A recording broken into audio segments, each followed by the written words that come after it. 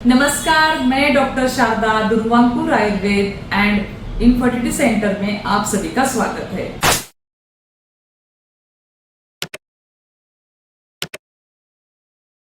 आज मैं अपने नई मुंबई की खारगा सेंटर में हूँ और आज मेरी पेशेंट नेहा आई थी। उसके शादी को 8 साल हुए हैं और वो दुर्वांकुर आयुर्वेद में भी पिछले 9 महीने से ट्रीटमेंट ले रही है। लेकिन मैं उसको बार बार बोल रही थी कि आप HCG टेस्ट करवा लो। HCG मतलब क्या? हिस्टेरोसाल्पिंगोग्राफी। हिस्टेरो यानी कि बच्चेदानी, साल्पिंगो यानी कि फैलोपियन ट्यूब्स यानी कि आपके नलिया, और ग्राफी मतलब एक्सरे निकालना। तो मैं नेहा को बार बार बोलती थी कि आप एक बार तो मैं बोलती हूँ इसलिए HCG करवा लो, लेकिन वो तैयार नहीं थी क्योंकि वो बहुत घबरा रही थी। और आज मैंने उसको थोड़ा सा कॉन्फिडेंस दिया कि नहीं, हमें करना ही पड़ेगा, मैं उसके बगैर आगे नहीं जा सकती। तो उसने वो टेस्ट किया और उसके दोनों भी ट्यूब ब्लॉक आई है। तो देखो, एक छोटा सा कारण था उसका, नेहा का, कि उसको प्रेगनेंसी नहीं रुक रही थी। लेकिन कितने दिन उसने दवाइयाँ खाई, कितने क्या क्या हुआ उसका।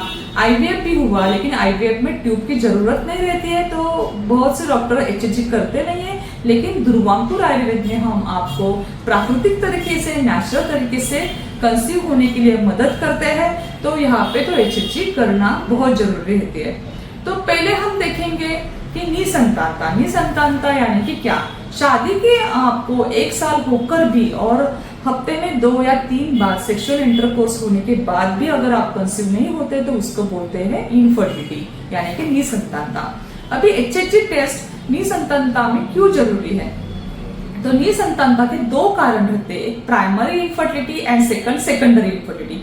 प्राइमरी इनफर्टिलिटी मतलब जैसे कि नेहा की शादी को 8 साल होकर भी वो कंसीव नहीं हो पा रही थी, उसकी नलियां बंद थी, तो ये भी कारण आपका हो सकता है, that is a primary infertility. और सेकेंडरी इनफर्टिलिटी मतलब कभी आप एक बार कंसीव हो जाते हैं, 2 बार कंसीव हो जाते हैं, कभी आपको बच्चा भी हो जाता है, लेकिन उसके बाद आपको बच्चा होने में रुकावट आती है, that is a secondary infertility. मतलब कभी कभी आपके पहला जो डिलीवरी हुआ उस टाइम अगर आपको कुछ इन्फेक्शन हुआ होगा, या अगर आपका DNE हुआ है, मतलब आपका थैली साफ किया है, उस टाइम का अगर कुछ इन्फेक्शन हुआ होगा तो भी आपकी नलियां बंद पड़ सकती है, तो उसमें भी HCG टेस्ट करवाना जरूरी है।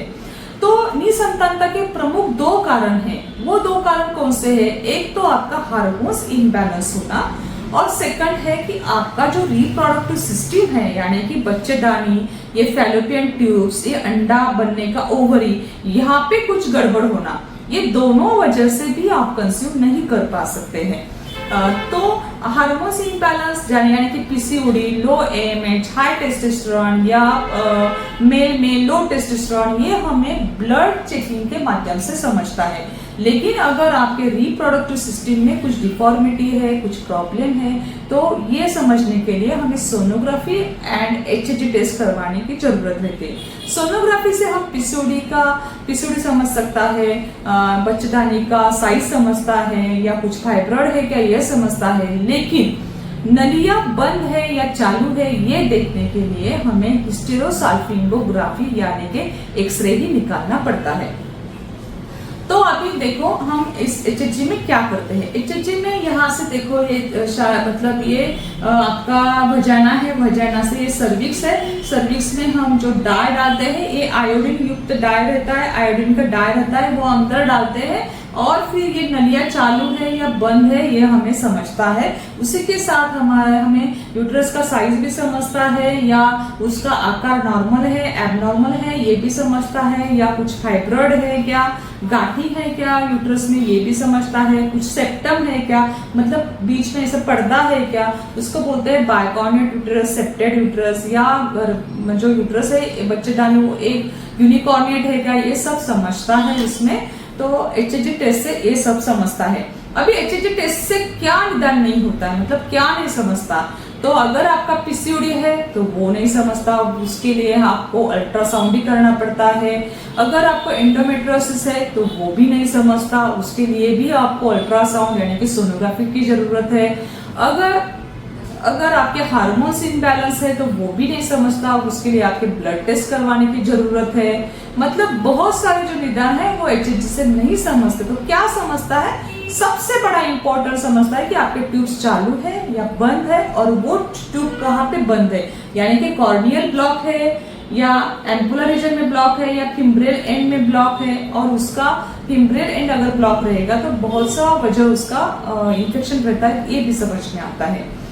तो HHG टेस्ट अभी जो दुर्वांकुर पहला जो टेस्ट था पुराने जमाने में, तो वो स्टील के कैनुला से करते थे, रॉड से करते थे, तो उसमें दर्द होता था। अभी जो है ये स्टैंडर्ड HHG है, इसमें ये कैनुला प्लास्टिक का कैनुला यूज करते हैं। देखो इतना ही आपके शरीर के अंदर इतना ही जाता है, इतना अपने फिंगर जैसा इतना ही अंदर जाता है, और वो बहुत डेलिकेट है, छोटा सा है, प्लास्टिक का है, तो आपको दर्द इतना नहीं होता है। इससे हम यहाँ से डाई पुश करते हैं, तो डाई जब पुश करते हैं तो थोड़ा सा आपको हल्का सा भारीपन लगेगा, जरा सा दर्द लगेगा, लेकिन हम पहले इंजेक्शन या गोली देते हैं तो इतना दर्द होता नहीं है। मतलब जब आप HHG के दौरान आपका मतलब क्या HHG कब करना चाहिए, तो HHG आपके पीरियड के मतलब माहवारी के 5th डे से up to the 10th day पे करना बहुत अच्छा रहता है, क्योंकि उस टाइम ओवुलेशन पीरियड नहीं रहता है। 10 to 28 डे में आपका ओवुलेशन पीरियड रहता है, तो अंडा बनता है, तो इस टाइम नहीं किया तो अच्छा रहता है।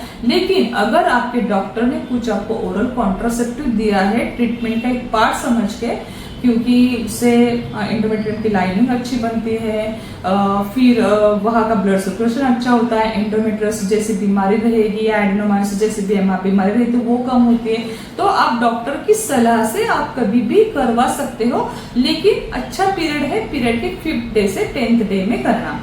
अभी HHG के दौरान क्या होता है, तो HHG के दौरान आपको मतलब टेबल पे लेटने के लिए बोलते हैं, फिर आपका वजाइना क्लीन किया जाता है, सर्विक्स एरिया क्लीन किया जाता है, फिर एक स्पेकुलम डालते हैं, फिर उसमें से आपका सर्विक्स देखते हैं, यानी कि बच्चेदानी का मुंह देखते हैं, फिर एक अंदर प्लास्टिक का ये जो कैनुला है इसके माध्यम से हम एक डाई आपको अंदर पुश करते हैं, आयोडीन का डाई रहता है, और फिर एक्सरे निकालते हैं।